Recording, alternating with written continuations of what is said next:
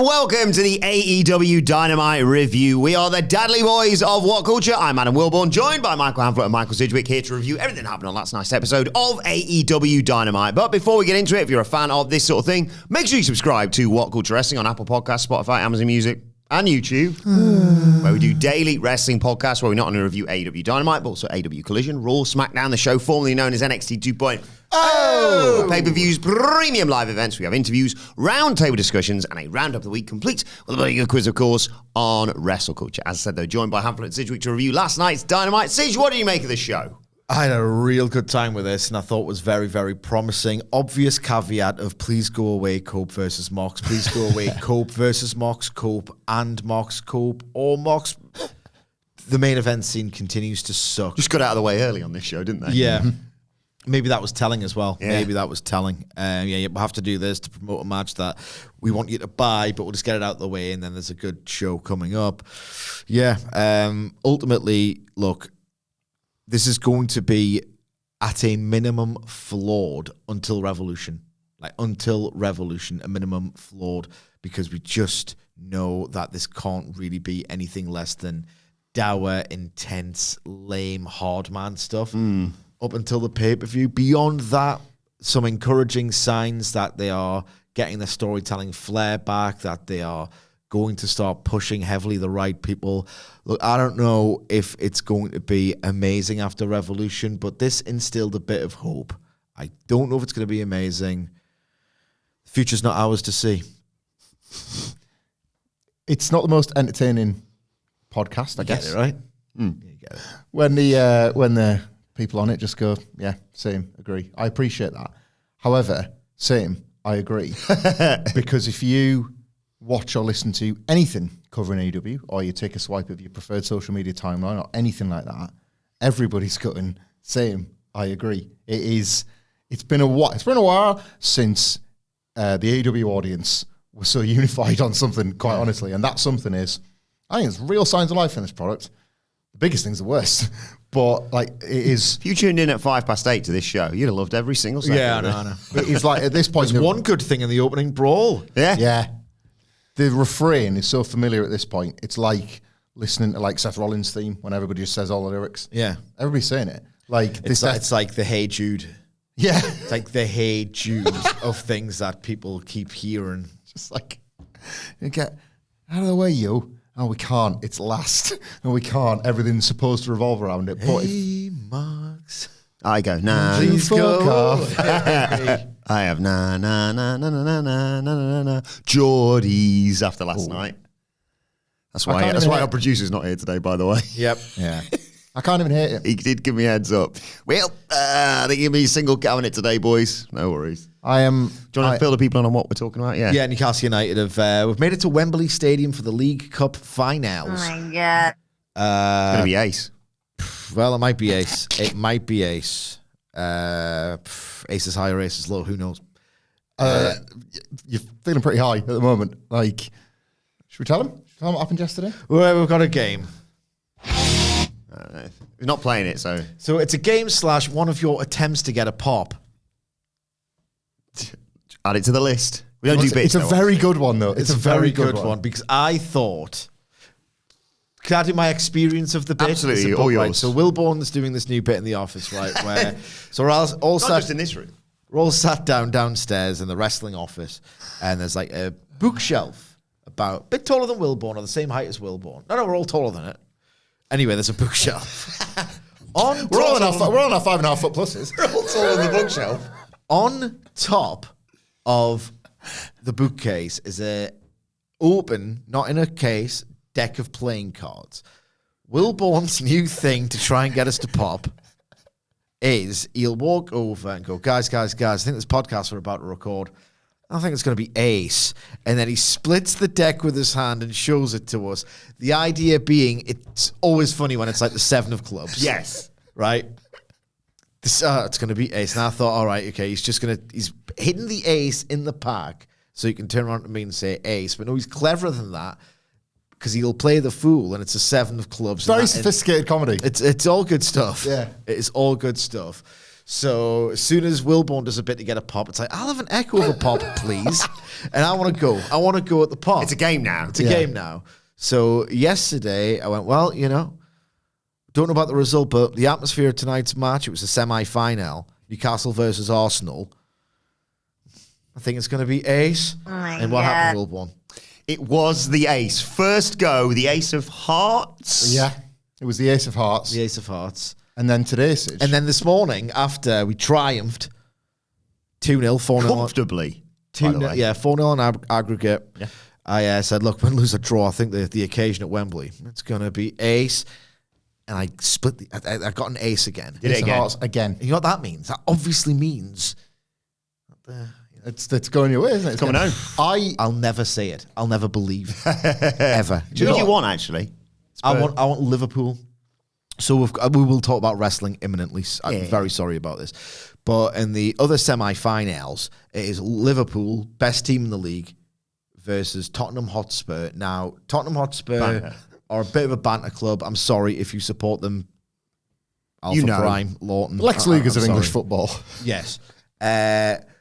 We pull their pants down for fun in the league. Home and away, it's always a great day. We have this habit in recent years. Not this season, it was a mere 2-1, but the seasons before and before 4-1, 6-1, we have that lives. It's been a historical St. James, Tottenham Hotspur. It's just it's often a hammering, or it's a hammering more often than you'd think. It would be just our luck. I've never watched Newcastle United. Bittersweet relationship with all the rest of it. Never watched us lift a major honour in my lifetime. If we got Spurs, who are a comedy club because they have these ridiculous tactics where it's like, it's really entertaining to watch as a neutral, but they just leave their defence exposed and all the rest of it in away games particularly. 2008, their last trophy? I think so, Good yeah. pull. I think I was at uni, yeah. Yeah, and it's just, I'd rather... And Liverpool are top of the Champions League, top of the Premier League, like unbelievable form. I'd rather lose to Liverpool than lose to Spurs. Holders as well. Are they? Holders of the League Cup, yeah. But the thing is, I don't really fear Liverpool, this version of them. Open. These words will kick my ass, and Matt Rains will probably have the MP4 ready. Don't do it, come on. Don't do it, come on. I am your king, so. But you are my bestie. As a neutral, I'm just genuinely really excited for you. But with Liverpool, it's not like the great teams of yore. Like my dad always used to say back in the 90s when it was Manchester United, look like they've got a 12th player. Like they just were so great and like unbelievable that they just felt like they were on you like a rash all the time. Then like Arsenal were just a brilliant team to watch. Yeah. Under Wenger, then Jose Mourinho's Chelsea were kind of different because it was a short time, but an unbelievable time. It was like so like the drudgery of not being able to get the ball and these clinical, faultless performances while not being entertaining. It was depressing. Not for us, we liked it. Jose Mourinho still never won at St. James's Park, but it was still that Chelsea team had an aura. Then City's. Guardiola's City team, it's like you literally can't get the ball. You can low block, try not to concede too many. With Liverpool, they've had some good defensive displays, but they can still concede. I still don't think of them. At the minute, they're kind of the best of the rest in a league season where it's like City have been a disaster, Arsenal have bottled it. Liverpool are the best of the rest. I don't see them as an iconic great team yet, so I don't fear them. I fear Spurs just for the humiliation of not being able to beat them. I'm sorry, Lawton. I want Spurs Newcastle because like someone's always got to go in that. Yeah. And it's very much I don't want it to be Liverpool versus Newcastle because don't want to be like stop fighting you two. But I'm just fascinated now. I'm sorry. Was it mid-March? I think the final? Think so, yeah. I'm just trying to avoid it at all costs. My brain, you try and go? Or? I will never be able to get a ticket. My brain is fundamentally not wired to be a sports fan. I just am in spite of myself. Over to Sunderland fan Michael Hamflett. Do you know what? I thought I'd be sick to my stomach, Gio. But weirdly, a strange like Hamflett generational thing has happened. 72, trophy drought. Yeah, and there's another weird thing about like we are, everyone says it about their own club that they're massive and all that sort of stuff. Big teams, no cups. Sunderland and Newcastle, the story the last 50 years plus? Our lifetimes, because our lifetimes. We're all in our 30s, so we're too young to have seen. If we were maybe a bit older, but we're so young that we've just not seen our teams win cups. I remember when I was a kid that I was like full of all like piss and vinegar about Newcastle United and stuff. They're our rivals, and they were better, and they were in Europe, and it was on the BBC, or it was free to air anyway. And I remember like going in like they're our rivals, and my dad, a bit more of an older head. Lots of old people in this region talk about having a best mate in a split area and going to St James's 1 week in Roke Park. Like a very common experience. You used to go to the There's a Geordies as isolated to Newcastle is very, relatively speaking, a new thing. When we won the cup in '73, Sunderland fans at Wembley chanting Geordies, Geordies. It was the North East once upon a time. Kind of got split as a branding exercise. Tyne and Weir was a county change, and then it became Tyneside Geordies, Wearside Mackems, and then that was it after that. But there was a period where it was a bit more unified as a region. So my dad's from an area in Durham where it was split. And the Northeast brand split. Well, it had to be because everyone on the Northeast. There was a sense of like unity was probably better realistically, but that ain't how the war works. No. So my dad was very much like, it's great seeing Newcastle in Europe. Like they're representing the Northeast. Like, and I was like, okay, I'm fine with that. I'm not fine with that. I'm growing up in a different time. I've been raised to hate, Dad. Like it is fun hating your mates' teams as well. You've just seen Tatanka turn on Lex. You must understand the hatred, Dad. But anyway, so he was all very much like, I hope Newcastle well in Europe, and I was not that way. And then you had the cup final a couple of years ago, and like it was very, very fresh of us going to Wembley and winning a playoff final, and Adam Nicholas in particular being like, "This is lush. I'm so glad you're having like an awesome day." And something must have happened in my brain where I was like, it is nice for your friends to have nice times. And it was easier to say that when a derby felt a million years away, and then they absolutely humbled us in the cup last year. Like, I mean, humbled us. And I was like, the gap is... Sit down, little bitch. Yeah, the gap is enormous. Be humble. The gap is enormous, maybe never bigger. Time to kind of accept the reality of this rivalry for a while. Time to accept the reality. Yeah. Lovely bar, though, at... Stadium. I loved what they did there. Well, that might be more of a permanent fixture coming soon. I don't know how that's going to work. But anyway, so last night the game's on, and I'd forgot it had kicked off. I'm watching Only Connect with my wife, and then my youngest son, who was like the hatred is generational. He must like there's a couple of kids in his school at Newcastle or whatever it is, but like maybe he's just because he's learning to love Sunderland, and with that comes other stuff, and he must be whatever. So he's like, got some bad news, Dad. And like he shows me the BBC thing on his iPad, and Newcastle are 1-0 up, I think, at this point, and that's as good as done because it's a 3-0 aggregate. And like I was just like, oh, that's quite nice. I saw a really cool tweet, and I sent it to Sidge while the game was ongoing, and it's been like, he spooked us. Well, but I didn't mean to because it was very much, but this would be, and I sent him a gif of an ace, and then it turned out you'd sent him the same text, and it was like, so I was like, no, I kind of feel in this. I want my friend to have this nice thing more than I hate my friend's team. My friend hates my team, the World Wrestling Federation, but I don't think I hate my friend's team, I will say. Nicholas, if he was in the room, I would say it to him too. So I think... I hate Sunderland. Yeah, he does. He does.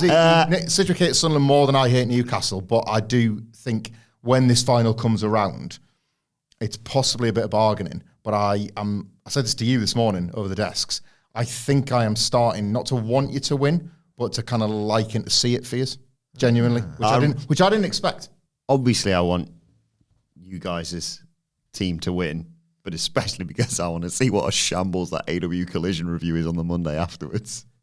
Yeah, some matches. What do you reckon, Stitch? I did watch it. I did not watch it. No. We'll move on to wrestling very quickly. I don't like Sunderland. I fear Sunderland. I just hate the mood that I get in. I'm not wired to enjoy sport. But I never threw the derby in his face or anything. No, you were very good, to be fair with that. We're all in our 30s, so despite being so young, time being, despite being so young, mate, you get to a certain point when you've had every version of it. So it's when you're a teenager and it goes your way, it's like, oh, it's the end of the world and we've won. This is the best. This is great. Gloat, gloat, gloat, whatever. And then you get your ass handed to you, and it's like, oh, this is how the other side feels. Yeah. And then you have that happen. Like, it goes like that so many times, you remember there's always an ass kicking coming your way down the line. You just dread it. Yeah. I've got like one of my very best friends is a Newcastle fan. And it was like a season where, what was it? I think we got relegated or something, and she just tortured me, just tortured me worse than over us getting relegated, right? And then like 2 seasons later, Newcastle went down, and I rang her, and because I'd remembered, I rang her, and it went to voicemail. Right, she'd done something like this really obnoxious thing in like my face at the time, like that. So I just left a voicemail, and I got this text back saying like, "How could you do that? My mum's in tears here," and I was like, "Yeah." Tears, Hamflett, mum's crying. Yeah. Oh gee. So like, and it's like a learning curve of like, remember how that feels. So when this happens, yes, and I think to that point, like Newcastle the same. We're better up here, and you have to go. Literally, you have to travel further to go to Wembley than most of the teams you play. We're the furthest away from virtually everybody we play. It is statistically and objectively harder being in the Northeast and achieving success than anywhere else in the country, financially, commercially, in terms of the miles on the clock, in every respect. And I've been at Wembley a few times, and we always lose, and it's to like in Portsmouth or something, and they'll be like, well, it's just a day out for us, we'll be home at 6 o'clock. Yep, that's my entire weekend, and God knows how much expense and time and effort. And it was so amazing to actually break a bit of a curse. I'm kind of talking myself into wanting you to do it too, genuinely. So we'll see. The Liverpool Spurs thing is interesting as well, because future we'll see, it's not ours. Sidge knows his football onions, guys, and he kind of with insight, like kind of talked around beating Liverpool and Spurs through footballing-based reasons. So I've kind of like gotten on that mindset now as well, despite Liverpool's obvious, they're pretty undeniable brilliance. They're better than I'm admitting. And no, the Death Riders aren't though. No, good segue. Back to last night's episode of AEW Dynamite. We see people arriving for the show, and then Renee's there with Switchblade Jed Watt, talking about his newfound friendship with Cope. He says this is a relationship being built in real time. There's no history between the two, but there is, of course, history between himself and FTR. And he's going to have to rely on some people he might not have expected to with regards to the Death Riders. And, of course, oh, God, here they come.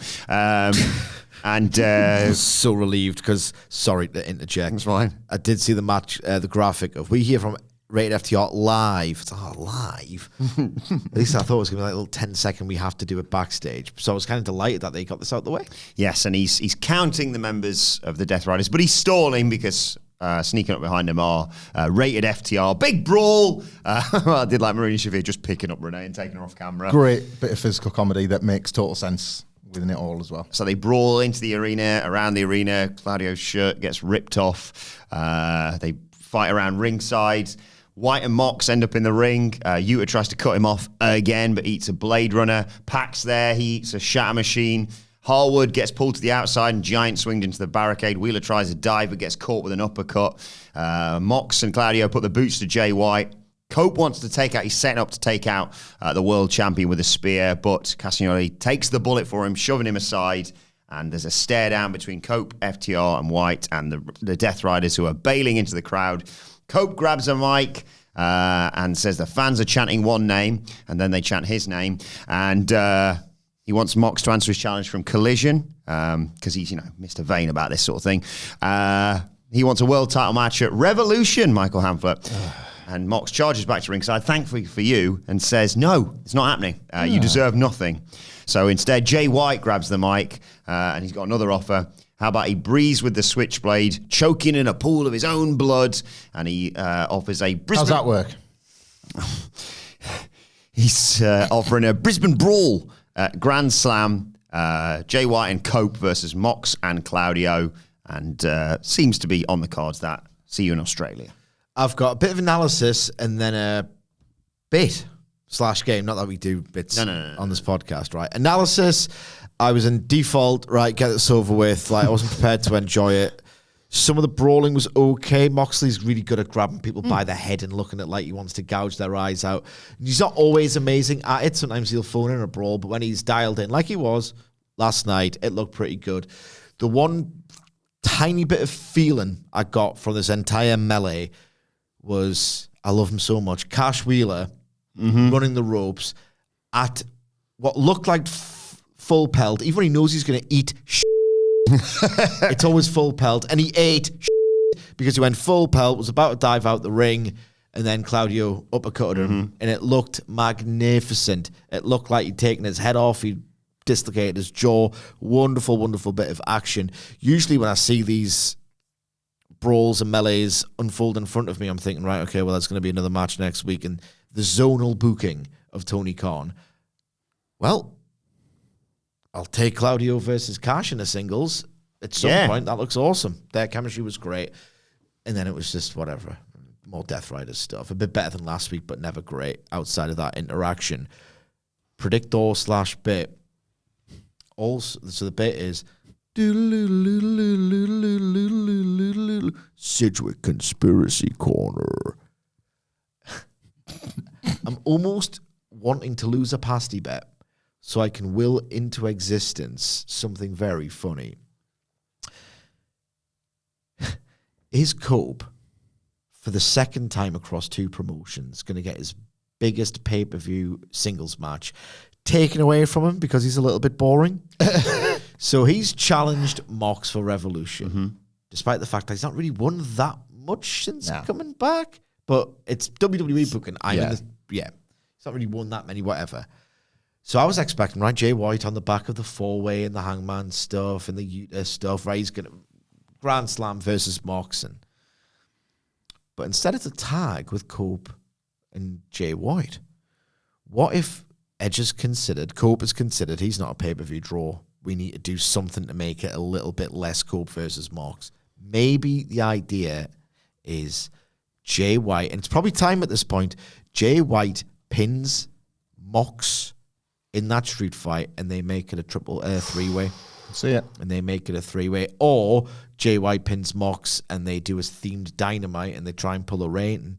But the fact that they're not doing it in, of all places, Grand Slam Australia, it being Jay White versus Moxley, did make me think, is Cope so boring that for WrestleMania 37, Revolution 2025, you can't do a singles match world title with Cope because he's just Cope. It's almost a shame that Danielson's injured because it'd be funny if it was him again, wasn't it? Throw Brian in there, he'll fix it. Yeah, that makes a lot of sense. I like this. I'm just trying to look at where the ticket sales on WrestleTix. They've done 6,394 of a setup for 7,200. Revolution. This is for Revolution, yeah. Yeah, it's a good. They had a good crowd for. Was it Full Gear in LA? Yeah, it's a big old building. It is a big building. There's a lot. Bastard. This. Are they in the Staples Center? The Crypto.com Arena. WrestleMania 21. Yeah, it's a big bastard. 6,000. They can make it look all right, but that's still not amazing. I just feel like they've done good stuff in LA, haven't they? Dynasty for the Lick Your Ass is only on like 3,000 something. That's like a 2021 TV taping disappointment, that. It's because nobody's fantasy booking Mox matches. Yeah. That's part of the problem, isn't it? Yeah. This was, I thought this was like, and maybe on purpose, sort of like a caffeine-free version of the Omega and Ospreay Don Callis family brawl that opened Dynamite the other week. And it made me wonder if we were supposed to think that a little bit, because coming out of Revolution season, and now I guess Dynasty as well, you're going to be starting to put the pieces together for Anarchy in the Arena. And an Omega and Ospreay-led group for Anarchy in the Arena against the Death Riders might not stink as a twist. Death Riders main event might not reek. So might not be a Turcarino. They did allude to the fact that Mark Davis was doing it under duress. Spoiler alert, it was Mark Davis. So things are maybe coming together. By then, you have to do it at the same time every year, apparently. Yeah. Omega's kind of like, I know we're jumping all over the shop here. Omega alluding to like, it's us two, which is code for, we're going to be finished with these losers soon. It's either like tag stuff or single stuff against each other. But if they work together as like a superpower force to try and take down the loser Death Rider group, and then they can get some mates, then that stands to be a pretty great Anarchy in the Arena on paper. So maybe that's why you're seeing them in similar settings in the same spot on the show. But of course, first they've got to get through the not pay-per-view next Saturday, so we'll see how that goes. Yeah. How shambles that's been in terms of setting all that up. It's good that it's lucky for It's huge venue. Not there, actually. We're here. And also, it's pay-per-view. It's not pay-per-view. It's Collision, mate. TV, So it's Collision, mate.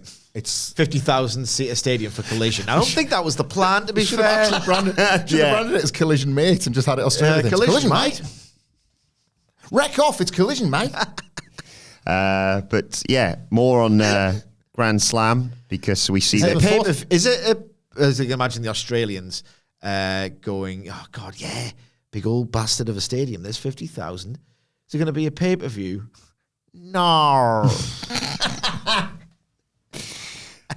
We see the footage from Collision. Tony Khan doesn't give a Castlemine 4X for your pay-per-view dreams.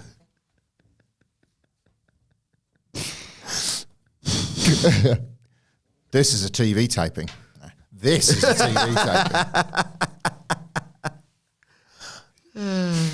You gotta laugh. You gotta laugh.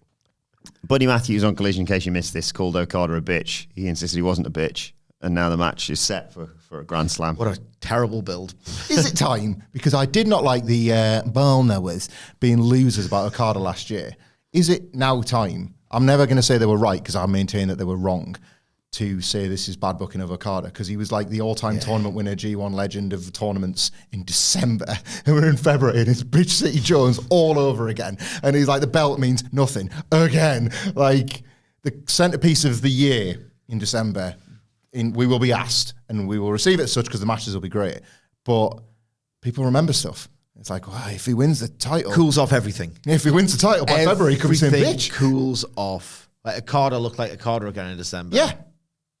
It's bad booking. Finally, I will acknowledge it is now bad booking of Okada. It's too, like, it cools everything off because there's not enough time on the show to prioritise your stars. Or who you should be your stars. Make, like, when you were saying about, like, Dax and Cash are trying to, like, kind of Collision main eventers.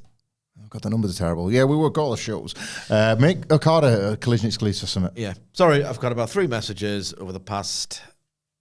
carry on talking. My anxiety's flaring, so I'm being unprofessional. Yeah, I don't... Take the piss out of me, please. Friends offering tickets. That'll be what it is. Go on Wembley, Sidgwick. Oh, if only. Sure. Right, well, a big mystery to be revealed next. Who is the mystery member of the Don Callis family? It's Mark Davis. Yes, Don Callis came out to make this announcement. Ladies and gentlemen, the opponent for Will tonight is someone he's travelled the roads with, called his best friend, knows him very well, former WCPW star. He said all these things. It's Mark Davis. Callis calls him the Osprey Killer. The crowd chants, "You sold out." But he's my brother. What are you doing, my brother? He was a bit old Osprey, wasn't he? So, Watch out, what's this? Callis signed Aussie Open 2 years ago, but Carl Fletcher had power of attorney because Davis was in the hospital, so Callis now owns It doesn't need Davis. explain. Don't make sense. He was in hospital with a bad leg. He was awake.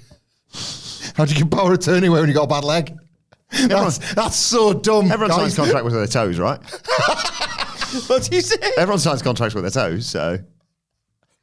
Putting the pedal like the cast. I'm putting my foot down on the contract. There's got to be a better They way had of... this in the back pocket when they brought Davis out that week and he was like scruffier and like it was almost like you were encouraged to go look at Carl Fletcher and how he's advanced beyond you, and then he's like, Mark, what He's are you doing? transformed and shaved his head, yeah. Of attorney. Power of it, yeah. This is ridiculous. It is ridiculous. They had it, and then it was like, well, what are you doing with the baby faces when, look, clearly the move is Callis. It's worked for Fletcher, it could work for you, but then... And he got divided loyalties. And then they left it behind, and he was just an out-and-out babyface. Yeah. So they've had to retcon that bit to make sense of this bit, and they've made sense of it by saying that when he had an injured leg, he was unable to sign contracts with his perfectly working arms and brain. Even if it was an arm injury, it was one arm, as far as I'm concerned, or aware. All I had to do was say, sorry, Mr. Davis, you didn't read the fine print on your contract. You've actually got X dates with Callis, and I think I'm going to put you against... Oh, yeah, Will Ospreay, enjoy. Because the whole deal was he was kind of reluctant, and then Omega said post-match, we still think you could be an ally of ours or whatever. Or... Well, this is it. It's bad, but not bad booking, because on the preview yesterday, we were obviously talking... Dumb as hell. Yeah, it is dumb as hell. We were talking about potential people, but the problem was, if you're debuting somebody new, they've either got to beat Ospreay or you've got to figure out how they lose and stay over. Like, Sidge's speedball pitch was brilliant until you have to visualize the idea, welcome to the big leagues, kid. 1, 2, 3. You will lose her in the big leagues, kid. It's like, it's pretty tricky. Welcome to the furniture. You're part of it. And yeah, and for someone who's doing it under duress, he did rip the turnbuckle pad off to try and smash him into it. Well, I was confused. Character motivations. Ospreay obviously has got the speed, but Davis has got the size and power. Attorney. That should be the name of his finish. Tries for a superplex, but Ospreay takes out his knee. Pip pip cheerio. That takes us to a break. We come back. Davis fires back with a release German and a curb stomp. But Ospreay comes back with a series of hook kicks and an Oz cutter for a 2 count. Callis almost dives in to break it up at that point. Ospreay wants the hidden blade, but Davis nails him with a lariat, which Ospreay no-souls, and he goes, actually, no, that really hurt, actually. Because he gets hit with another lariat and a massive pile driver for 2. This is when Davis rips off the middle turnbuckle, tries to send Ospreay into it, but referee Rick Knox steps in between, and that distraction allows Ospreay to fire off a hidden blade to get the 1, 2, 3. Do you want to talk about the match quickly? And then Yeah, I really enjoyed it, and I was actually struck by how much I enjoyed it, because I've got this thing, and people know about it if you've listened long enough, of Ospreay on TV, not usually for me, because he basically just Ospreay in the ring, that's my thing. No, I like. I thought you were doing couplets. No, but it's the wrong couplet, mate. Because I like him on promos. I was like, I don't like his TV matches because he seems to expose himself as having one match, a great match that he can keep making great. But on TV, it just feels a little bit grabby and desperate. And then he had the match with Brian Cage. I was like, oh, we'll do something a bit more exciting. Come on, I know I'm hard to please, and I'm completely contradicting myself here, but make it less mid. And I don't want to dig the dude out. Maybe it's a Brian Cage thing. Maybe I've seen a one-dimensional guy lose too often to the point where I can't take this preposterously muscled dude seriously. Mark Davis was different, though. I went from, like, no offense, you've had a horrific injury and a really lengthy layoff, and it must have been made all the worse knowing that your former tag team partner is destined to be a next big thing style single star. So, yeah, you kind of every way till Sunday. Mark Davis. So when he comes out, I should have a degree of sympathy, but instead I feel pretty disappointed that it isn't a debuting star or whatever. And then this guy is awesome in this match. He just looks like this. What a body. What a presence. Some of the stuff he does just looks so gnarly. I thought this developed into something really meaty and an over-delivery on that initial deflated noise. He does that MJF's heat seeker without ropes or arms, and it doesn't look as contrived. I love it, but it doesn't even look as contrived as a Canadian Destroyer. What a move that was. That looked at tits, and I thought they handled the finish. This was AEW's got its really tropey approaches to agenting matches. They're starting to wind me up. Oh, God, the guy who's going to lose is getting loads of offense. It's been 5 years of this, and it's really not working. And another version of phoned-in stuff. They'll get obsessed with belt shots for about 3 weeks, and then that'll go away. They're very it's these infectious trends amongst the agents. Another thing I don't like, usually, but maybe Ospreay is just different gravy, is whenever someone large is going to lose, they take 80% of the match and then simply lose. We saw it with Shane Taylor a lot. Brody King has that match. This was that, but better. It just really felt like a smash and grab from Ospreay, who didn't over-egg his part. I thought this is, as a TV match goes, I was really taken by it. Sid just has made me want to give more credit to Mark Davis than I originally did watching this match with that analysis, because I didn't like this as much, but there were elements I really liked. And instead, what I was thinking of, and I don't want to just take this all away from Mark Davis and put it on Will Ospreay, as you can do sometimes in Will Ospreay matches, but Ospreay was great. He was great here. And I was thinking about how one of the benefits of his very unique journey to becoming a TV star, and a thing that we have noted is becoming increasingly lost in this race to get people on television in AEW, if they're even like a standout for 5 seconds on the indies, is that because and not just the New Japan run, but because of everything he'd done on the British indies, which was a different kind of stuff in that you were exposed to a lot of it.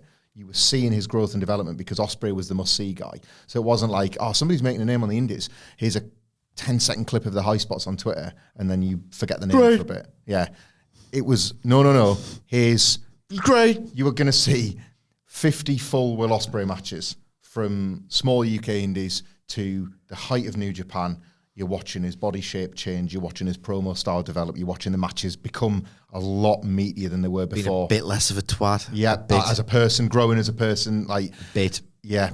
And then he arrives. Certain things shouldn't be forgotten. Yep. He arrives in AEW, the most fully formed he could have been, I think. Surprises people, me, especially in terms of his promo and ability to build stuff week to week.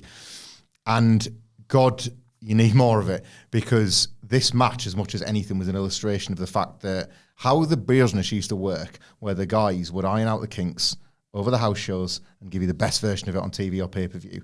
And it was like a little trick, because if a spot doesn't work or if an interaction doesn't work, it doesn't matter at the house show, but you've perfected it by the time you get to pay-per-view, or you perfected it by the time you get to TV. How many times must have, like, Will Ospreay and Mark Davis done stuff up and down the roads, in training schools, in quiet gyms, in rings, whatever. This match spoke to that. And Ospreay's got that with so many guys. What an advantage he has over so many guys that he's probably already worked them in the past, or worked guys just like them, or trained with them, or trained them.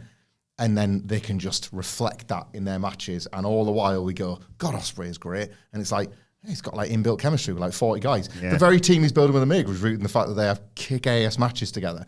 Like, it's such an advantage that an Ospreay has, as well as being class, that he's got this inbuilt with so many people that in the places you've never seen. More wrestlers need that, because you're seeing what happens when they don't. Ospreay is basically the future ace of AEW, and one of the reasons why its approach to young talent is bound to fail. Yeah. Speaking of Omega, Ospreay says it's time to party in Atlanta, and he brings out Omega. Callis bails. Omega walks past still recovering Mark Davis as he comes down to the ring, and he says, man-to-man, Mark Davis, I've got no clue what Don Callis has over you. It might be scary, but there is help there and people you can trust. Puts over the fact, 10 days' time he's wrestling with Ospreay against Cole Fletcher and Konosuke Takeshita, and they come out to try and attack, but Callis holds them back. Omega says we can do this right here, right now, but if not, hop on a jet, start training for Australia. It's been a long time since people could feel what he felt in 2023, basically, but now he's back. Everyone can feel that feeling once again, and next week, this match is going to show that the future is us, Omega and Ospreay, and he hit his go-home line, the goodbye and goodnight, and then crapped himself because they hit Pyro and he had no idea it was coming. I ruled. Love that. I like this idea of Omega being a star, but also being a bit goofy and awkward. Yeah. It's sort of it's in kind of a harmonious balance at this point. I also liked how he didn't just do, we're going to tear the roof off the place. It was like, no, it's going to be class, but we're going to win, and we are going to move on to bigger and better things. The future is us. Yeah. Like in what every would actually mean something. Singles feud, tag feud, it's us. Out of the way, yo. Yeah. I thought about that there when he just said it. I wonder if Cope was like, thanks for that, Jay, but it's a long old flight. I didn't ask for this tag. Yeah. I wasn't going to go to Australia. I mean, like, Beth was just going to take the kids out for the weekend. Hunting. 15 hours or something. I don't know if he's a hunter. It's a bad thing to say about people. I tell you what, I was going to say something, I forgot. Just made me wonder if like some wrestlers were like, oh no, I'm not working Grand Slam. Oh. Can we just, I know I say this every week, Cope and Cage, the CNC Dower Factory. Can we just get them together? It's the only time Cope has been like, he's doing some class stuff here. Like that plunder match they had was really strong. Just get to the point with that. It's going to happen. Let it happen. Cope's floundering. His legacy's getting tarnished. And I was speaking on the Collision review. It happens to everyone. Even Moxley, how much we loved Moxley. Christian Cage in AEW feels done right now. It feels like it feels done. There's obviously, if they can, in the will, be funny again together and do a tag run, that would be class. I'd like to see that. But Christian Cage feels done as well. Honestly, my Revolution, I still see him. This match is now a 3-way, and he pins Cope to win Moxley's title. It's like, oh man, but I didn't even lose. What a twist. Oh, God. You could see it. Ahead of the main event of the evening, we had a great video package highlighting the history between Swerve and Ricochet. And then the Hurt Syndicate come down. People love them, of course. Westside Gunn's there at ringside. And MVP says it's an official announcement from the Hurt Syndicate. He asked the crowd to stand, and they do, for the standard of excellence. They're chanting, "We hurt people." He puts over the new tag champs. Shelton and Lashley, of course, says he's going to keep it short because they got a plane to catch. They're heading to the Super Bowl this weekend. He puts over Private Party. He says, "You're talented people. You just wrong place, wrong time," basically. And he puts the entire locker room on notice. If you're an athlete or a champion, when we choose, we will hurt you and take your title. We're open for business, so if you want an opportunity, we will accept it. And the lights go out. And it's the return of the Gun Boys, Austin and Colton. Lashley and Benjamin just stare at them from the ring, terrifying as they are. Austin says they meant no disrespect. They're businessmen also. They want to talk business. And MVP's like, you're not dressed like it, but you know what? I respect you want to do this as men. In you come, and they get in there and they introduce themselves, former tag team champions. They've been waiting 2 years for their rematch. Now they're back. Colton congrats them on hurting people and says, yeah, that's what you're supposed to do. It's your job, which is funny. And MVP appreciates the courage. He respects their father, which is the only reason why Lashley and Shelton haven't choked them out. Next week, it's the Hurt Syndicate versus a couple of ass boys. And MVP and his gang leave. And Austin's like, you know what, ass boys, you're damn right we are. And if you don't like that, we got 2 words for you. Guns up. What? They're going to lose. Yeah. They're going to get their aces kicked. And them embracing ass boys means that Billy Gunn's just got his spot back. I thought this as well. That's what's happening here. They can lose now, but what's going to get them back on the right track? The magic of Billy Gunn. Why is it always about Billy Gunn? Unless it's a way to get Bowens in the Hurt Syndicate, perhaps. Also great, but... What do you mean also great? Let's not fool ourselves here. Yeah. Mr. Reyes. That has now dampened my enthusiasm. Oh, sorry. For what I thought was an all right segment. I liked it. I did. Good. Perfect first defense. Real basic, but a good first defense. The Guns have got a bit of cachet as well. I'm not into it. Yeah, I immediately thought that. I was like, convenient that, innit? Just going to scrape you guys off the floor now that you've embraced being ass boys again. Yeah. And Dead. Colton Gunn bumping for Lashley. Particularly, like, they're good bumpers. Yeah. This could be a good match, really. Down the road, Mr. Vane versus Mr. Reyes. So, not all bad news. MLW asked. Can you have a casual dressed referee? Because I don't mind being Mr. Jeans in the middle. Renee Paquette's back. Don't mind what? Just Mr. Jeans. It's got to be Mr. Mr. Jones. Mr. Jones. Renee Paquette is backstage with Mercedes. Money.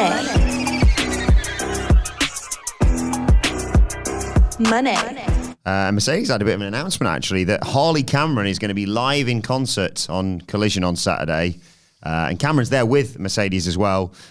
She says, that's a great idea. I know you're not a dummy. And then a second Mercedes walks in and interrupts all this, like she did on Collision. Are you still here, you dumb? Congratulations, your first ever win, Harley Cameron.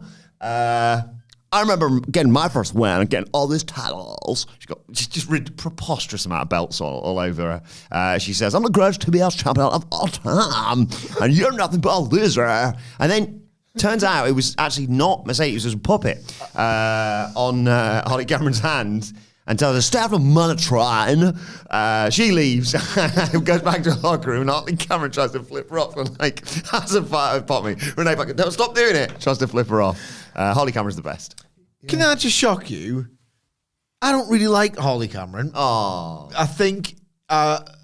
Great ventriloquist, you have to admit. God, she's very talented at things I don't necessarily want to see in my professional wrestling. Okay. I don't. And this Collision concert thing fills me with dread. It's... I just don't find it that funny. I will say, admirable, well done for getting over. I don't think it's funny, and that's the whole point. If you don't think it's funny, it's all very subjective. I'm trying to be generous here. She's very talented, etc. Timing's all very nice because the Australia deal, things have come together at the right time. It doesn't feel forced. It feels like she's earned it, and she's got a nice moment, and I've got every hope, and maybe at this point, expectation that the match will be this really cool, loud, nice near fall, dramatic near fall deal. It's not my brand of humor. Oh, what's your theory on this? Because of course the general consensus is that funny isn't Money. But what do you make of it all? I think it is situationally money, personally, in wrestling. Situationally, Money. Correct. And I'll use a like-for-like example, basically, that I think will resonate with you. This is... crazy as it might seem in wrestling, just nice to be nice to talent who warrant it once in a while. And when you can do that in situations where you've got wrestlers that live so far away from their home countries, where that's like here in the UK, like we've seen it enough where somebody gets that little run because they're going to be coming to their this makes me think, and it's probably because it's Australia, of the Iconics in 2018. Like, what a reaction they got at Super Showdown, and it's basically the same stuff, isn't it? Like, great wrestlers, but like the comedy pops a lot of people. The certain talents that they can bring to the table pop a lot of people, and then when they're in their home country, when it's so rare to get to do it on that kind of stage, just do it and be nice. And the Iconics got like them and Buddy Murphy got the biggest pops tonight at Super Showdown. Like, even in spite of the Triple H Undertaker main event, Yes. they got bigger reactions. How could it be? So do it, and they're doing it, and I like that. You two have been lucky enough to see Holly Cameron live in concert, haven't you? Great set of pipes. Yeah, can really sing. Yeah, Fair play. Looking forward to that. Good puppetry. Karaoke. Oh, Not concert. she actually Still, like, incredible singer. she had a venue within a casino whoa! in Las Vegas, Nevada. That's big time. Like we do at the end of our What Culture World Tour, where we're going to be at the Hyper. I'm very excited. I wish you were there, Sid. But it's going to be at the HyperX Arena on Friday, April the 18th. Oh my God. It's going to be the biggest and best SmackDown watch-along in all of Las Vegas on a frankly enormous screen. Google it. This is not even hyperbole. We're not lying. It's HyperX, if anything. There's going to be a live show followed by SmackDown if you can't get tickets or don't want to go because it's too expensive, followed by Simon Miller doing live ups and downs for that SmackDown, and then a live podcast previewing WrestleMania 41, the biggest live show we have ever done, and it's going to cap off our first ever What Culture World Tour. That will also take in dates in Manchester, Belfast, Glasgow, and London. Every time WWE's in town, we're going to be there too. Don't worry, we're going to give you plenty of time to get to your WWE shows. Tickets are on sale, on pre-sale today, and they go on general sale tomorrow, but we expect them to sell pretty quickly, hopefully. So register for the pre-sale now if you get the chance. whatculture.com/tickets for that one. Renee Paquette is backstage with Hangman Adam Page asking about what was the deal with you and Swerve last week, and he said it was a moment of weakness. He's not going to address it again, and she shouldn't ask about it again. All right. She understandably referenced a little bit of regret after Christopher Daniels said he basically ended his in-ring career. He said, no. That's what happens when you take on Hangman in Texas Death. Max Caster's sitting off camera. Pop me a bit, this. Hey, Renee, wrap it up. I've been waiting forever to do my promo. He's got his certificate thing. Page's like, you got a problem? He's like, whoa, no, I respect you, Hangman. I'm too busy with my open challenges, though, to fight you. But imagine if you did what you did to Christopher Daniels, like, I don't know, Anthony Bowens, put him in hospital, end Billy Gunn's career. Yeah. Caster's like, well, time for me to go, because Page doesn't bite on all this. And Page's like, it's okay, I'll come with you. And Caster legs it because he's put his foot in his mouth again. Page leaning on a few more comedic things. As a babyface is going to be fine. It always was.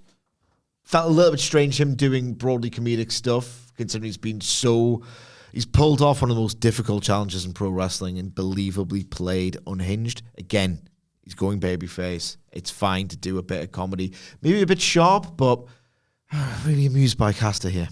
Yeah, I liked all of this. The levity. And a good justification for what came later. Yeah. I cannot wait. MJF and Hangman Page working together and collabing on this already. There's that thought and detail and how to arrange it. I think I counted 3 overlaps as well. Yeah, no, it's going to be the good real stuff. stuff. It's going to be good stuff. The levity in this segment specifically was the tell to tell the audience, like, you can embrace Hangman Page again. Like, it was letting people in if they weren't aware already that the turn is coming and it's time to start.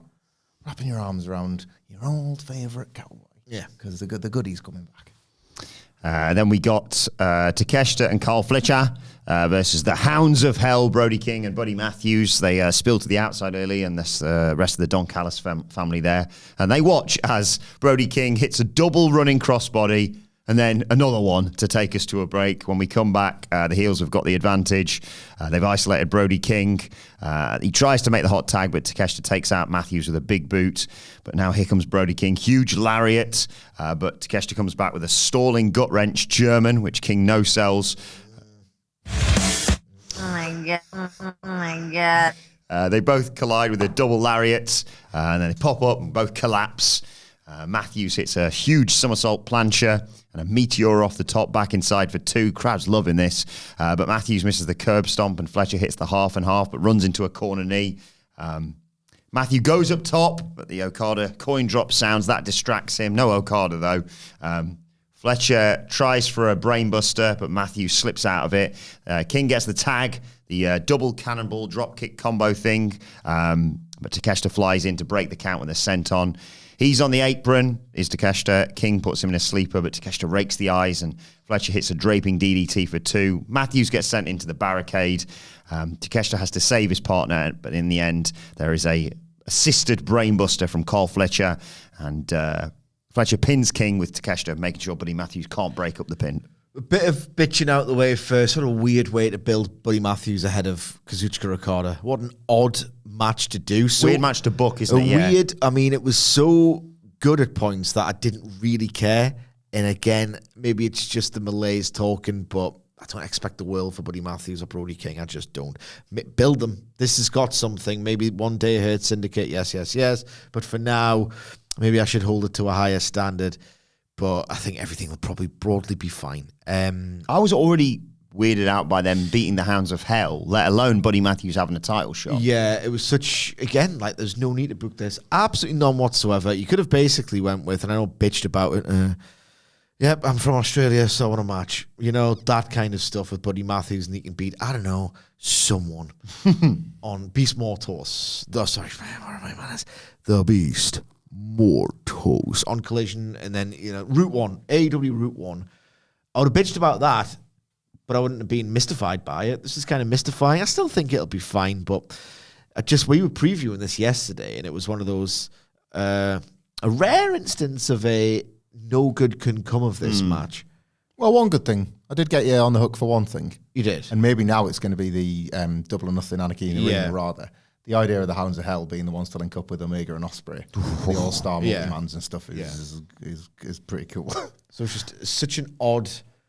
Yeah, I think ultimately the shortest version to put this over is I liked it a great deal in spite of itself. Weird match to book. Me and Hamflett were puzzled by it on the preview yesterday. Weird to beat Hounds of Hell so early. That weird Okada's entrance theme plays and just doesn't have any bearing on the finish whatsoever. So what? I don't know why this happened. I don't think it should have happened. In a weird way. At the same time, I'm glad it did. Like Takeshita and Brody King stuff looked tremendous. That Ishii double cell thing where they both went for it but then crumpled, amazing. And I tell you what, I want to see Carl Fletcher and Buddy Matthews in a singles match.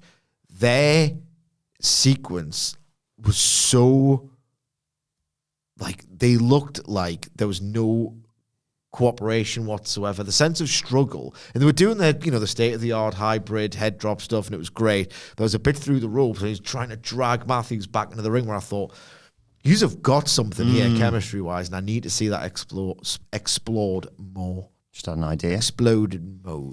You have some doubts. Doubts? What if, for the Anarchy thing, for your pitch, right? Obviously, you've got Hounds of Hell, but if you have Omega and Ospreay's sort of bigger goal, I suppose, and what people want to see from them is to wrestle back that world title away from Jon Moxley. So you could have the Hounds of Hell and the Golden Retrievers. Thoughts? Not many, but yeah, why not? Yeah, I've got a thought, and it's this. Senator. Your thoughts on the match? My thoughts. Can I just not shock you at all? I don't like the Hounds of Hell, and I want to. Is it because they've got Hound in the name and you don't like No, dogs? it's not even dog related. It's not even dog related. Like, who could possibly care? They're the House of Grey, right? The aesthetic shift has not been anywhere near big enough, and they're booked like losers. And their action is so great, right? So the action was always there to win me round every single time, even if I think the entrance is bobbins. Like, Malachi Black's left, so we'll just, like, kind of as if we're appealing to still be his friend again if you ever come back. I've said this, I'm sorry I'm going to step on your dick, but I want to agree with my esteemed colleague. I know people are into it. I know they are. The whole idea of, well, you bark, right? Or you could be the Hounds of Hell. It's very Vincian. Yeah. It's very one note and Vincian. It's cool.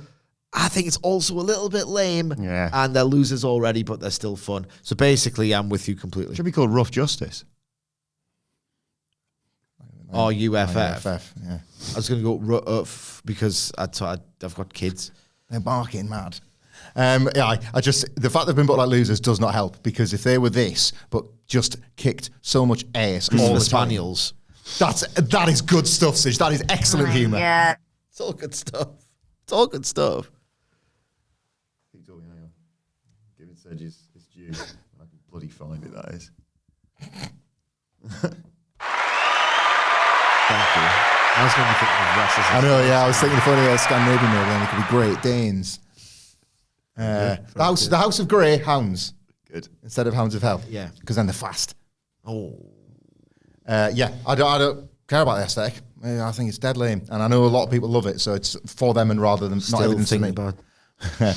But yeah, I'd give this whole vibe. I'd like send it for walkies and come up with something random. It's all good. Very good. Good either. Someone's got to take the lead on this. Samoa Joe and Hook I backstage. stepped in dog the other day. That is the worst. Did you do it for real? Not just doing a bit here? No, don't Oh, do it. mate, Don't I've do got that. bits. I hate that. It wasn't that bad, right? Because I was only going to the shop and back. If I was on the way for like a meal out, I'd be absolutely Dog owners, man, pick your up. pick your up. It is why it was fresh. Oh, God. Like I was like, I knew instantly. I was like, for Christ's sake, like my shoes are like my new sneaks. They're only like 3 weeks old or whatever. So I was like, on the grass, like. And if you don't get that out, even if you live a little bit, the And stink it's grooves in in the the shoes. shoes. Grooves, it's in Yeah. the grooves. So I have to turn upside down outside and then like, steak and all the rest of it. For Christ's sake. You are one of the worst if you've got a dog and you do not pick it up after yourself. Yep. You get the dog, you get the love, you get the fun and all the rest of it. It comes with responsibility. the dog comes with an ace. It's unacceptable. Unacceptable. I like it, when you've got like you're sort of behind somebody who's taking the dog for a walk or whatever. And they might have the poo bags in their pocket, but you think that's just for the look. And then the dog starts taking a dump, but you've seen it. And they clock you seeing it. I always stare. I always stare at Give dogs. them the long stare because now they have to pick it up. It's the So law. you walk away and It's it's the like, law. that's a little win for me. It's the law. Right, Samoa Joe and Hook are on Rampage backstage. They want to get revenge after being taken out on Collision, of course. They barge into the Patriarchy's locker room, but there's only Kip Sabian and Nick Wayne's there. Joe asks for their daddy, and they say, he's not here. Call back later. And Joe's like, well, we could leave a message. So him and Hook beat down Kip and Nick.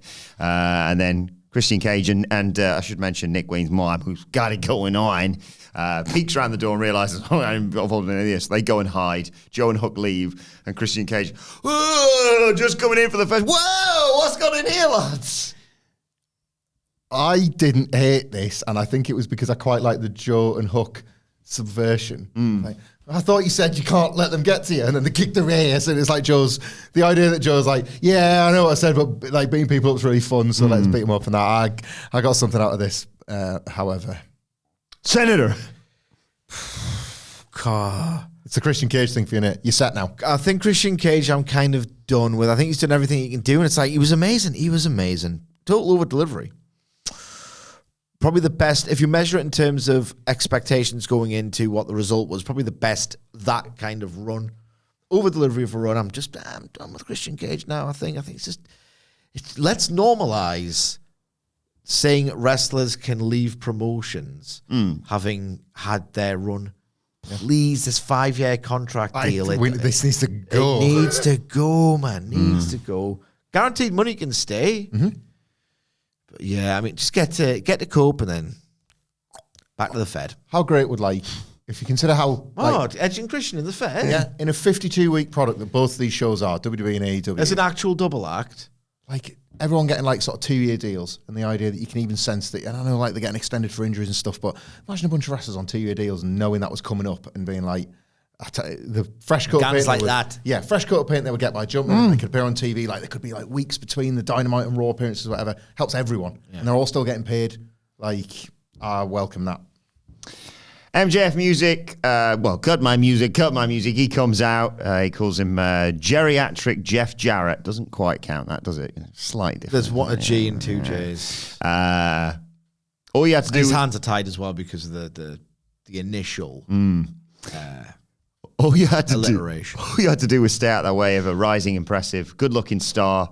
But that's why you had to teach him a lesson. The E in AEW stands for elite, not all elderly wrestling. Love that joke. He's one step. He did, and I did as well. He's one step closer to obtaining his triple B.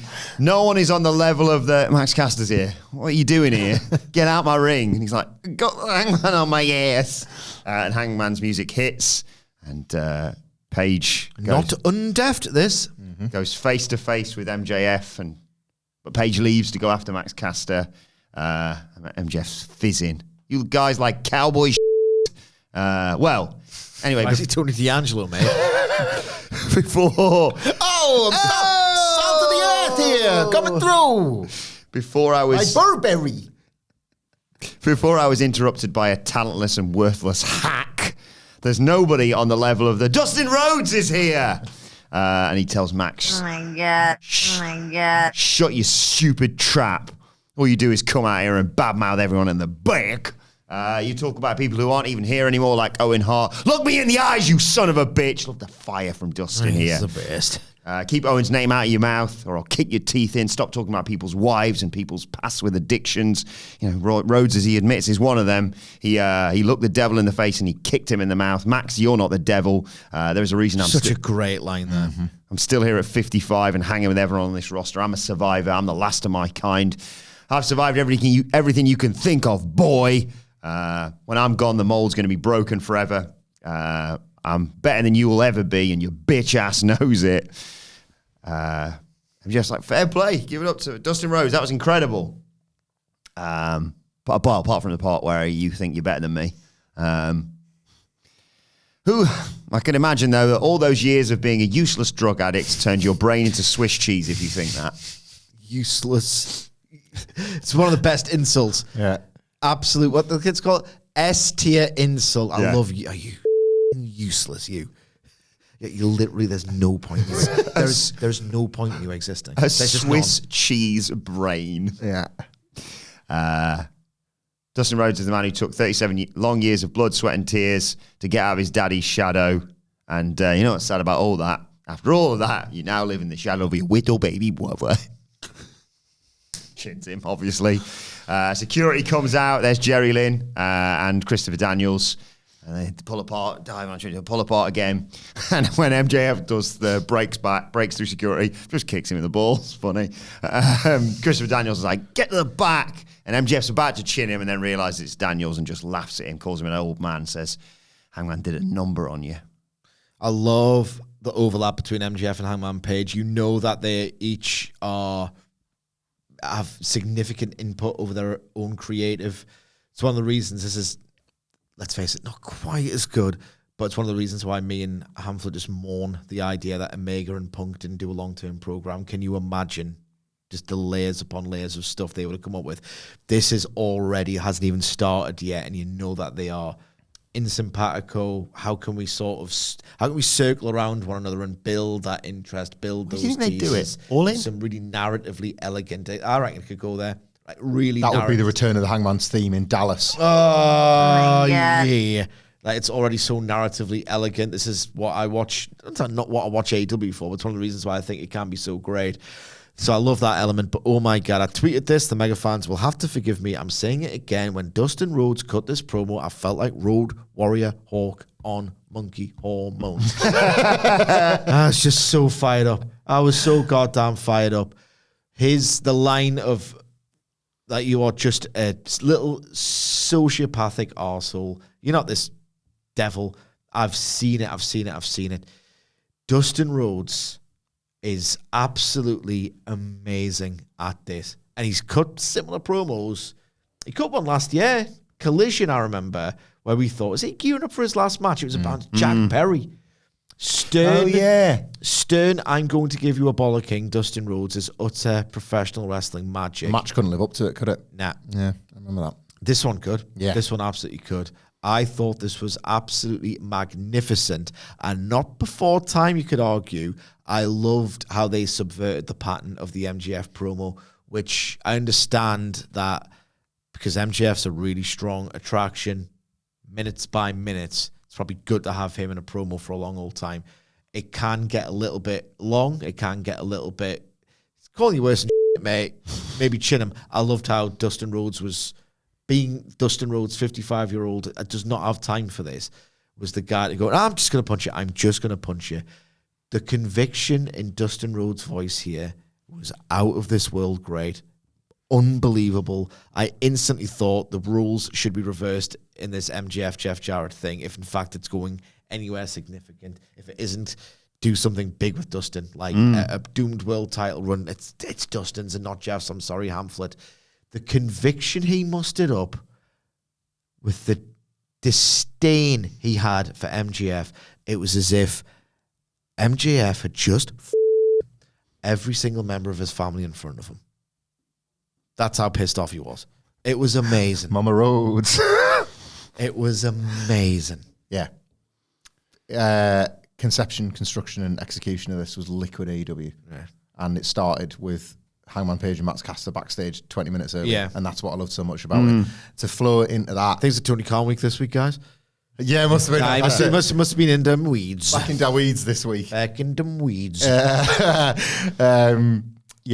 Obviously with that segment to create the reason for it to be credible that the chase has led them to the ring, which, you know, there's all the Max Caster MJF stuff of all the people he would run to, like all of the pieces fit here. Spiderweb. Yeah, it's been a while. Since it felt like everything was fitting together as well as it didn't. It's not even the end of it because of what happens at the end of the show.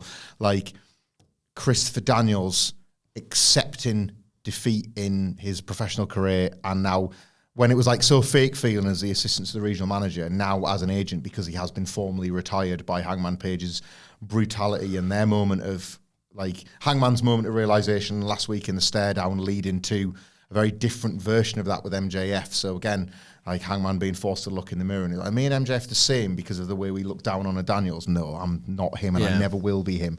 And again, like, it wasn't just the overlaps of them coming together, it was all the other stuff with Daniels and then the stuff later on in the show of what I perceive Hangman Page is going to do when it comes to doing the right thing in a different storyline to get you to Hangman and MJF, which, by the way, were the AEW originals teed up to win the AEW title in the very first AEW pay-per-view. So this is liquid All Elite Wrestling, done at the highest level as well.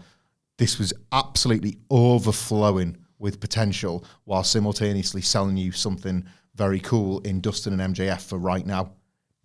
The way it should be done. Like the way we need to see so much more of an AEW, but because this was such a long period unfolded in so many wrestlers, you're allowed to immediately think that the whole promotion is rising with it. Like A+. So actually just checking my notes here, and so have the one women's match on this show. Before No that, ladies' night, though. no ladies' night, just for fun. I'll give you the time just for fun, because I'd have won again. I didn't guess, mate. So No game. Oh, yeah, well, I won. I would have said 1 hour, 28 minutes, and 40 seconds, maybe. Ooh, pretty close. Closer than you. What was the time? It was 1 hour, 28 minutes and 24 seconds. No way, that's what I would have said. I was I'd have won. I You're was on the podium, 16. I was 16 seconds off, but you were exactly right. Wilbourn But then the game would have ended. Wilbourn comfortably into third. But we didn't play. So just to clarify, the scores right now, even if we don't count this, it's because it's just for fun. It's 3 correct guesses on the year for me, and 1 correct one for you, where you had to use my own strategy against me, right? Correct. Yes. So I've got the blueprint, And I'll do it again. There was 0 for me, but there would have been 1. But you were a little bitch. You little bitch. I'm just playing by the rules, mate. So rules. No VAR in ladies' night, clearly. But Mariah May. No, there is now. There is. Oh yes, sorry. Yeah, we've we established there is established now. now. Yes. Hate it when the friggin' rules change. Isn't that the worst thing ever? Oh, yeah. yeah. When the rules change. Mariah May joins commentary for this. She says the testosterone levels are risen when I arrived. Taz agrees with her. She says, it's nice you're here, as you're the only one as miserable as I am to be here. Funny. And then Mariah May's in the match, being played by timeless Toni Storm to take on Queen Aminata. Storm comes out in May's gear, does all of her things. Very good, this. And May... Bit of you on it. Yeah, May was not... I loved Mariah May's just disgust at all this. Finally, at the actual point of Toni Storm getting in her head. Yeah. Would have been good if she did this before the turn, really. Proper mind games. Yeah. An effective one for once. Yeah. Serena Deeb's also watching this backstage. Nobody cares. Storm Even Mariah May was like, what's she doing here? Storm hits a hip attack early on to launch Aminata to the outside, but takes too long, mocking Mariah May, and that allows Aminata to hit a tope and hit the timeless pose to take us to a break. When we come back, Storm makes a comeback. May grabbed her chest and asked Tony Schiavone what 2 things Storm was missing to truly be May, but Tony refused to answer, so I didn't get the answer. She's talking about tits. Oh, okay, got it. Storm here, head scissors out of the corner, went for Mayday. You see Schiavone have to do the old... Senator Schiavone. New characters just dropped then. Senator Schiavone.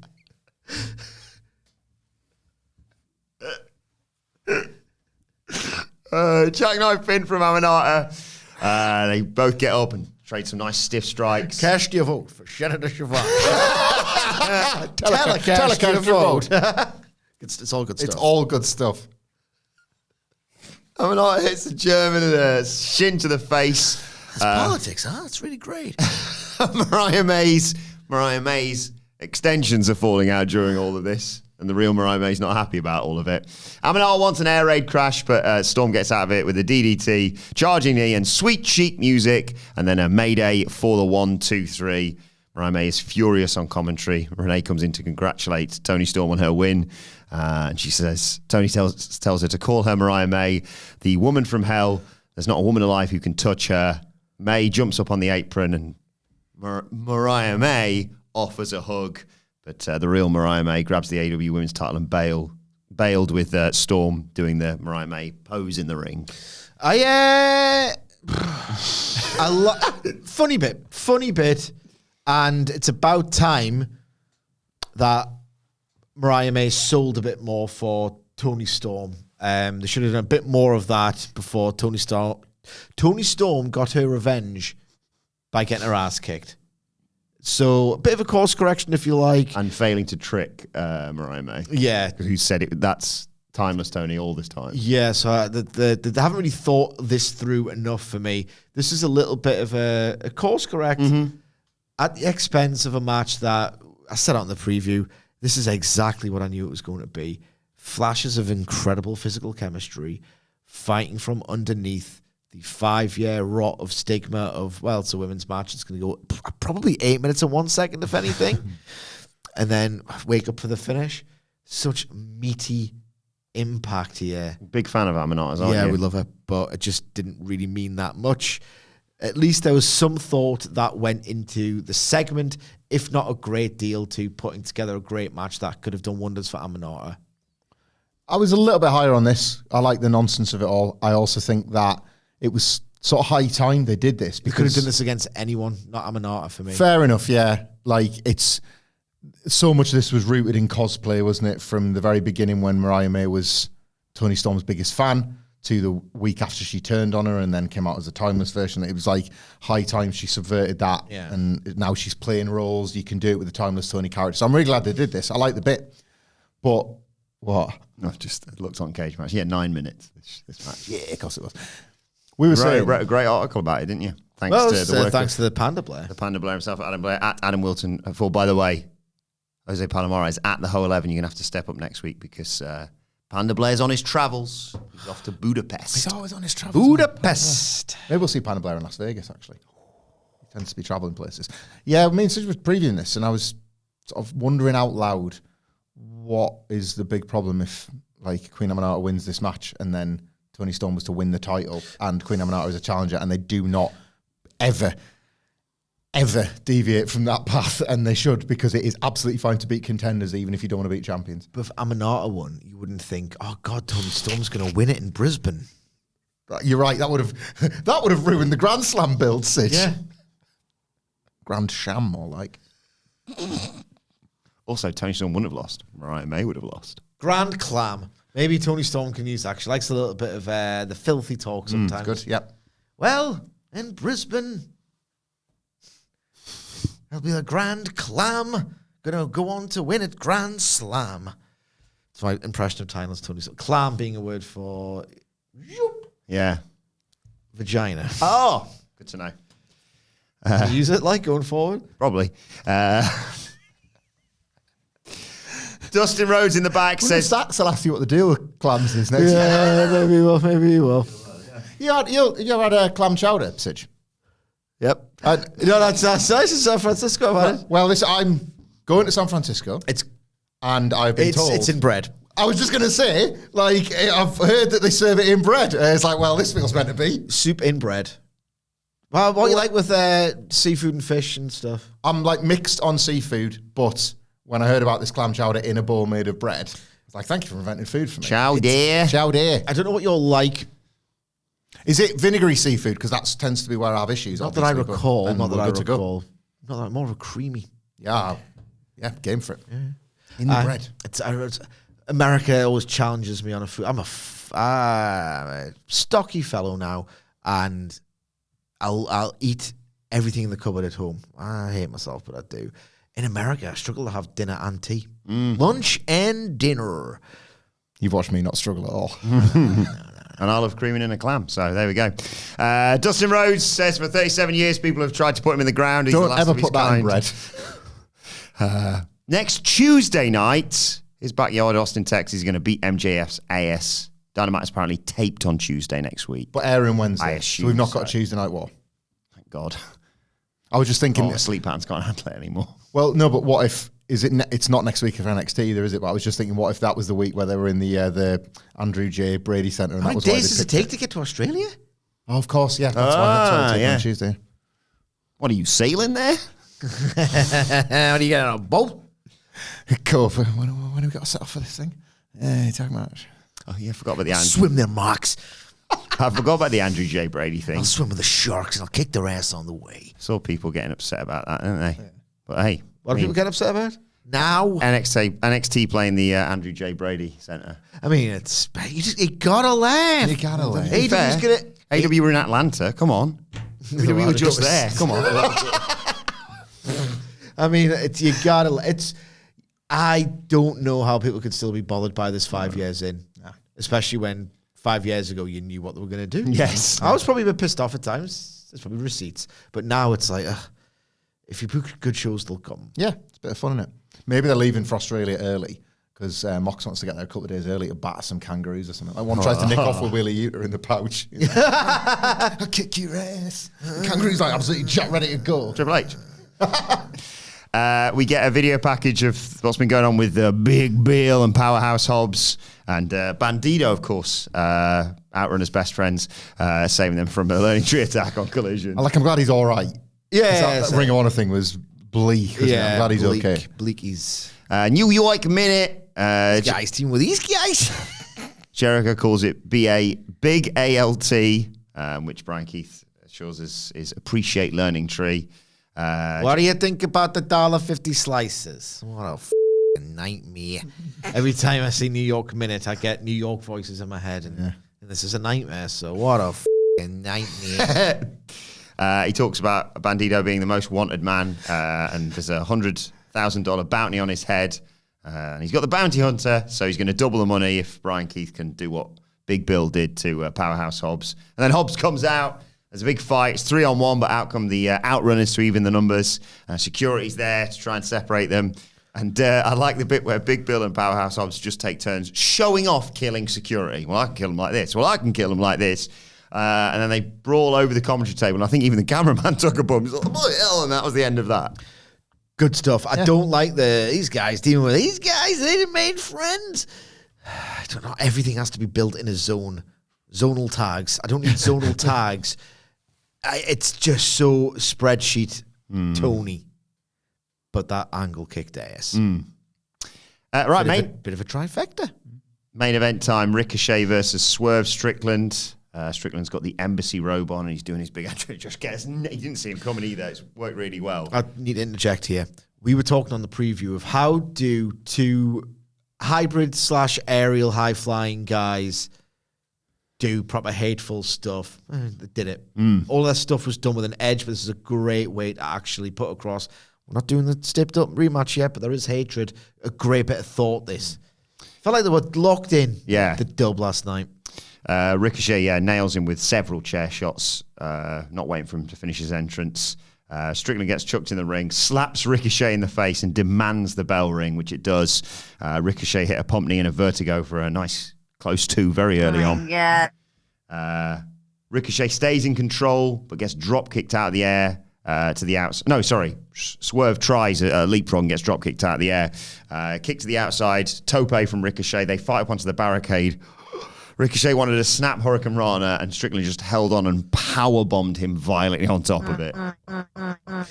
Can I just talk about the commercial break and what Swerve was doing during commercial? Mm-hmm. If you didn't see it, if you don't have Triller and you're watching it in America, like the whole bald things go off now, and it works so much more now that Ricochet's a heel compared to that Claudio match. Jesus Christ, that was really just... Ugh. So Swerve was like, yep, more of that during the break. And then he's got Swerve and he's towering over him on the top turnbuckle. And he's just going, I haven't seen a body part slapped about that enthusiastically since you were 14 years old. He's absolutely... me and Crazy Frog yesterday. He's absolutely... Swerve's like, hey, on the top of his head. It was funny as I'll have to go back and watch that. That sounds good. We come back. Ricochet grabs the official, tries a mule kick, but Swerve blocks it and hits a release German into a rolling flatliner and a house call. He also hits the Swerve stomp, but Ricochet just kicks out at 2. They go to the apron. Ricochet floated over a DDT, sends Strickland's neck into the ropes. And he hits a release German on the apron, chucks him back inside, springboard 450 for a 2. He hits It looked awesome as well. Yeah, hits a shooting star to the back, but Swerve kicks out again. He tries for the spirit gun, but Swerve hits a house call in midair, and he tries for another Swerve stomp, but Ricochet gets his hands up to sort of block his face and does a sort of accidental low blow, which the ref allows, and Ricochet hits the spirit gun for the 1-2-3. Post-match, Prince Nana tries to come in to help Swerve, but Ricochet pie faces him, takes the robe, and celebrates wearing the embassy robe, and heads up the ramp to close out this show. I thought this was great. I thought this was really, really strong. The perfect, here's how good we work together, but we're not going to give you everything. That new coccyx bump, pretty terrifying. Mm-hmm. We're going to see more of that because people react to it. That's the Playing with Fire, the professional wrestling brotherhood with that one, in my opinion. It looks tits. Keep going. it looks like it sucks to tape because it more than likely definitely does. I thought the beginning of this was fabulous. I thought the way they intensified the idea of we're going to do cool moves, but in unique, really awful places like the barricade was awesome. I thought Swerve having fun with Ricochet was awesome. I thought their time for the shootout-y, going to do cool moves to each other stuff was awesome. And that one flub aside, I think it was going to be a poison Rana on the apron, right? And then they didn't get it, so like straight away a German. Perfect recovery. Awesome. It's one of those botches that's almost, you almost like to see a botch every now and then because it looks like you are improvising in the moment. It gives it that, a struggle. So I really enjoyed that, even though it wasn't the intention, hand of the author, whatever. I thought Ricochet's aerials to get the near falls were so snug in the connection, great. And I thought this finish was really strong. Maybe it wasn't in keeping with the idea of this, a lot of violence to this storyline. That'll come later, I expect. But I love a finish where the referee isn't made to look like a dick, because for a split second I was like, what's going on there? And if I have that bit of doubt, so can the referee. Yeah. Really cleverly done, really smartly arranged. I thought this was a very good TV match. As distinct to, they do this on pay-per-view and I'm disappointed. But the whole point is you do matches like this on TV, just give you enough to think, I'll run that back. I thought this was really well measured, really well done. I thought the show was very, very good. Yeah, hard agree on this one. Like Ricochet doing limb work with his aerials was outstanding. Yeah. Outstanding. Like the one of the charges against him was always going to be a revelation. Yeah, there is not a single match like that you can have because of the way that you wrestle, and it's the latest thing he's proved people wrong with. He's probably done it in other matches, and I've just not seen it as clearly as I saw it here. And the way Swerve sold it really put it over as well, and the way that Ricochet somehow took his time to do fast-paced moves, if that makes sense. There was a method to it, and I really came to appreciate his work as a heel while never not just enjoying the fiction of it. Yes, I was kind of thinking about it analytically, but I was still like, oh, you little bastard. Like, so I got both, which is terrific. And I want to go all the way back to the stuff from earlier in the show. I posted this next morning because it was immediately where my brain went. He gets the Jimmy Rave Embassy robe, which we know means the world to Swerve Strickland, and he's been carrying around those massive scissors, and how would you escalate the stakes? He's going to try and cut that rope, this thing that means everything to Swerve Strickland, and Hangman Page is going to stop him, because rather than destroying what Swerve loves with the house burning down, he's actually going to save it, because through the Christopher Daniels MJF thing, he's starting to learn his lessons about why this all shouldn't be this way. Tied into that, with Swerve and Hangman having their... We need to make each other better. We can't keep burning down houses and nearly getting our ropes. Something has got to give here. Like, oh, I'm really sorry I went in your kid's bedroom. I'm really sorry I burned down They're your going to house. do the old Steve Bruce thing. All right. Yep. And the world can't wait for it, right? It hit me. And how AEW is fine, actually, and is saved and is even better. So where's the tree?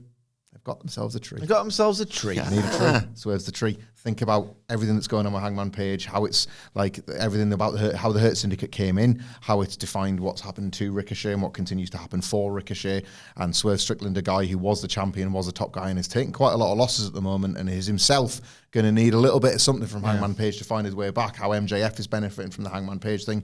So where's the tree? Tree. There you have it. Let us know your thoughts on AEW Dynamite in the comment section below, or on X at WhatCulture WWE. Watch so you can follow all three of us. You can follow Michael Hamflett at Michael Hamflett. Follow Michael Sidgwick at M. Sidgwick. Follow me at Adam Wilbourn. Follow us all at WhatCulture WWE. And make sure you subscribe to WhatCulture Wrestling, wherever you get your podcasts from, for daily wrestling podcasts. But for now, this has been the Dynamite Review. My thanks to Hamflett, Sidgwick. Thank you for joining us, and we will see you soon.